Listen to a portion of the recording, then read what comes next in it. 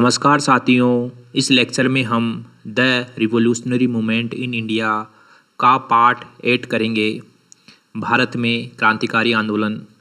पिछले लेक्चर में हमने देखा कि किस प्रकार नौजवान भारत सभा की स्थापना हुई, हिंदुस्तान सोशलिस्ट रिपब्लिकन एसोसिएशन की स्थापना हुई और HSRA के द्वारा सैंडर्स की हत्या कर दी गई। ठीक है, तो HSRA के क्या क्या कार्य थे। HSRA, तो इसके प्रमुख कार्य क्या क्या थे। इसके प्रमुख कार्य थे, एक तो सैंडर्स की हत्या,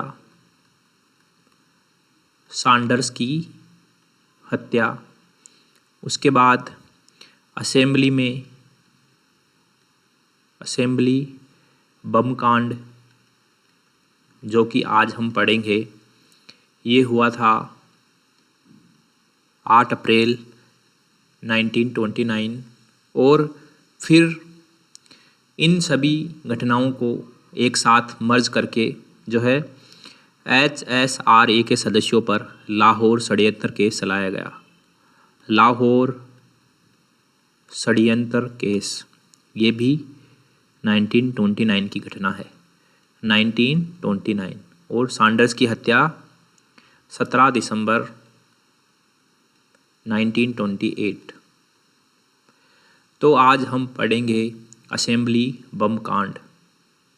असेंबली में जो बम फोड़ा गया उसके बारे में पढ़ेंगे यहाँ इस लेक्चर में। तो असेंबली बम कांड, ये घटना है 8 अप्रैल 1929। ओके, तो असेंबली में बम फोड़ने का फैसला क्यों किया गया, इसके पीछे कारण था कि जो ब्रिटिश सरकार है वह भारतीयों की जो मांगे हैं उसको सुन नहीं रही थी। इसलिए क्रांतिकारियों को लगता था कि सरकार बहरी हो गई है और सरकार के कान में जो है इतने ज़ोर से धमाका किया जाए कि सरकार हमारी बातें सुने। इसलिए जो है भगत सिंह HSRA के सदस्यों ने ये फैसला किया कि हम जो है असेंबली में जाके बम फोड़ेंगे।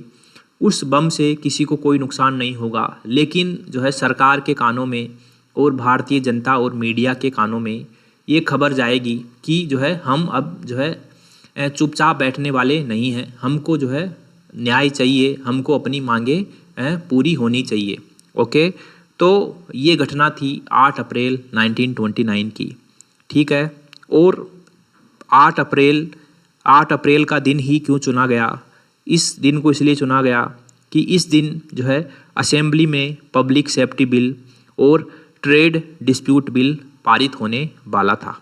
ठीक है, तो क्या होता है देखते हैं घटनाएं किस प्रकार मोड़ लेती है कि 8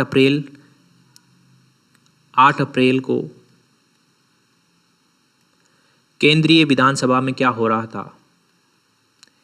केंद्रीय विधान सभा में 2 कार्य हो रहे थे, एक तो पब्लिक सेफ्टी बिल और एक ट्रेड डिस्प्यूट बिल पास होने थे। पब्लिक सेफ्टी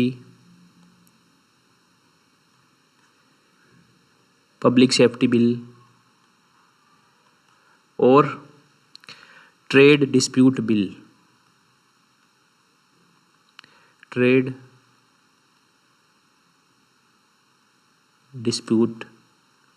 बिल, ये दोनों बिल पास होने थे 8 अप्रैल को। ठीक है, इस समय जो है सभा की अध्यक्षता कर रहे थे, केंद्रीय विधानसभा के अध्यक्ष थे विट्ठल भाई पटेल। केंद्रीय विधान सभा के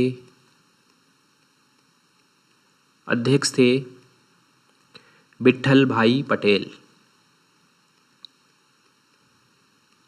विट्ठल भाई पटेल। ठीक है।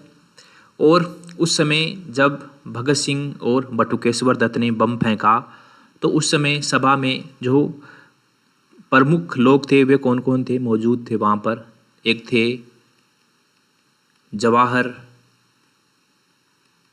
लाल नेहरू, वहाँ मौजूद थे मदन मोहन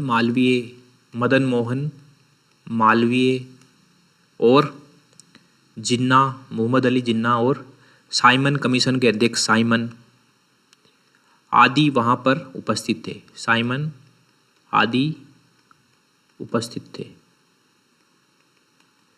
ठीक है। तो क्रांतिकारियों ने क्या किया?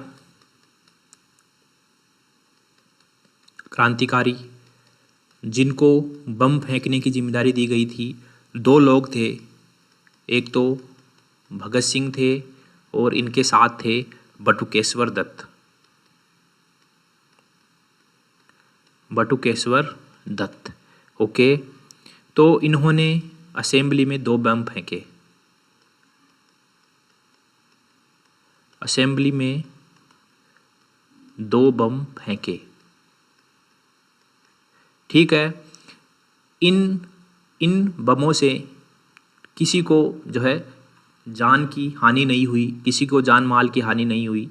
बस इन बम फोड़ने का उद्देश्य था केवल ज़ोर से धमाका करना और बहरी सरकार के कानों में जो है उनके कान में धमाका करना, यही इनका उद्देश्य था। इसके बाद बम फेंकने के बाद इन दोनों ने क्या किया? पर्चे बांटे।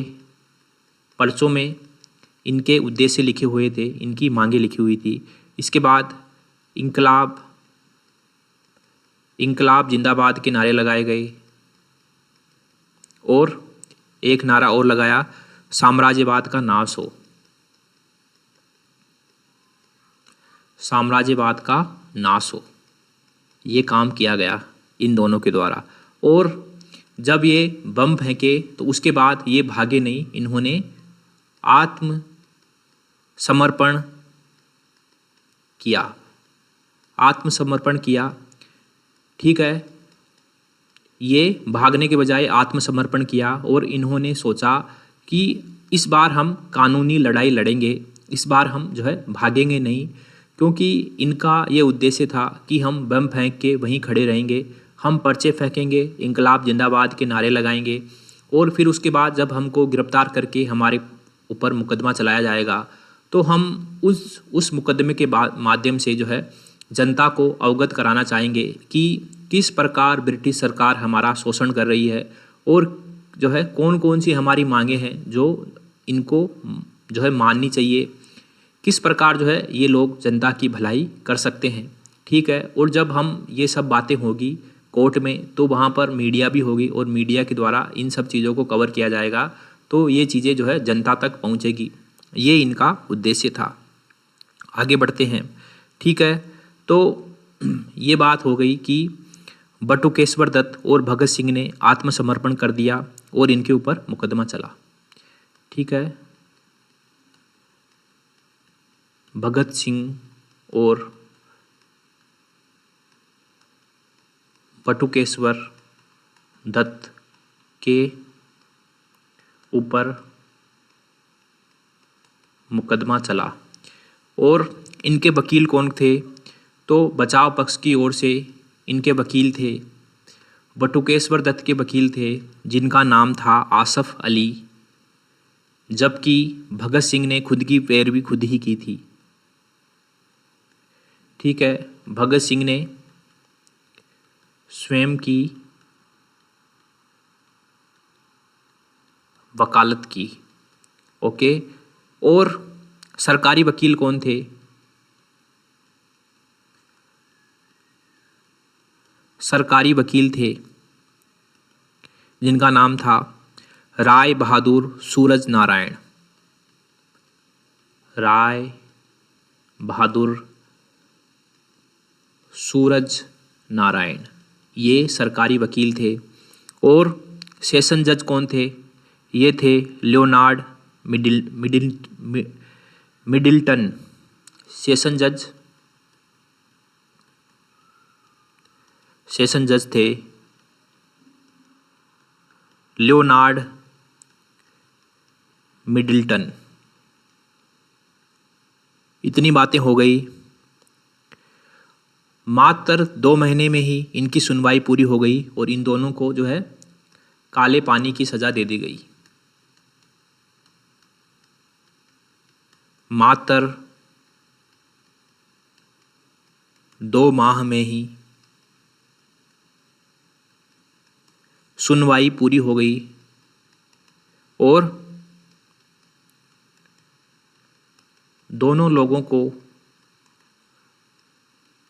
काले पानी की सज़ा हुई। काले पानी की सज़ा। इतनी बात हो गई, ठीक है। तो काले पानी की सज़ा हो गई, लेकिन जो भगत सिंह है, भगत सिंह के विचार इतने क्रांतिकारी थे, इतने उग्रवादी थे कि सरकार किसी भी हालत में इनको जीवित नहीं छोड़ना चाहती थी, यानी कि इनको जल्द से जल्द फांसी पर लटकाना चाहती थी। इसलिए जो असेंबली में बम फोड़ा गया, उसके माध्यम से तो इनके ऊपर जो है इतना पक्का केस नहीं बन रहा था कि इनको फांसी पर लटकाया जा सके। इसलिए इनको जो पुराने केस थे, जो कि सैंडर्स की हत्या की गई थी, उन केस के माध्यम से इनमें जो है लाहौर षड्यंत्र केस चला और इनको लाहौर भेज दिया गया। ठीक है, इसलिए इनको लाहौर भेज दिया गया। इनको लाहौर जेल में भेजा गया और वहीं पर इनके अन्य साथी, यहाँ पर इन पर लाहौर षड्यंत्र केस चला। लाहौर षड्यंत्र केस, यानी कि लाहौर षड्यंत्र केस के माध्यम से इनके ऊपर पुराने केस भी लगा दिए गए, जिनमें हत्या का मामला था, बम फेंकने का मामला था। सब केस लगाकर इनके ऊपर ऐसा चार्ज डाला जाए ताकि इनको जो है फांसी की सज़ा दी जा सके। ठीक है, और लाहौर में ही इनके अन्य साथी राजगुरु, सुखदेव, जतिन दास आदि भी जो है उसी जेल में बंद कर दिए गए, ले जाए गए। वहीं पर राजगुरु, सुखदेव, जतिन दास आदि को भी ले जाया गया। ठीक है, अब जो इन्होंने पर्चा फेंका था, यहाँ पर जब इन्होंने बम फेंका, बम फेंकने के बाद जो पर्चे बांटे थे, तो इस पर्चे में जो है HSRA के या फिर इन क्रांतिकारियों के क्या उद्देश्य थे। पर्चे में प्लस जो है कोर्ट में इनकी दलीलें थी, कोर्ट में दलीलें।